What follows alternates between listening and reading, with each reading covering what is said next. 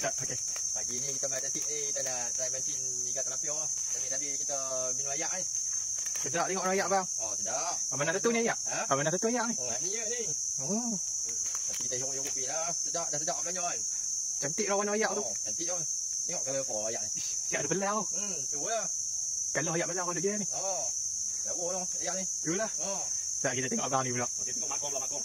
Abang ni minum ayak apa ni? Kita ayak. Oh, ayak tak nampak tau. Oh, kita minum air ya. Oh, minum air. Oh. Oh, cukup air kan minum air kan. Minum air pun nampak sedap dah tu. Oh, sedap. Pekak tu. Oh, pekak clear.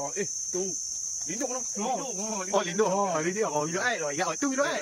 Ni. Okey tau. Okey, abang pula. Kami hari ni minum ayak rare sikit lah. Ai, Dia nampak panggil ayak tilapia ais. Tengok saya sedut. Ya Allah, sedap ayak tilapia ais ni. Ui, jus sedap ni. Memang sedap. Tapi ada jual lah kat Taman Tasik. Tapi kita hari ni bukan mengait tilapia. Kita tak mengait tilapia hari ni. Saya mengait ikan lampam. Ada orang panggil turbuih. Kita panggil ikan ni. Bukan mengait ikan ni tak. Ikan ni. Besar nak berplastik bang. Kita mengait hari ni je. Apa kalau nak main cari apa nama? Ayak tilapia ais tu main lah cari kat Taman Tasik je.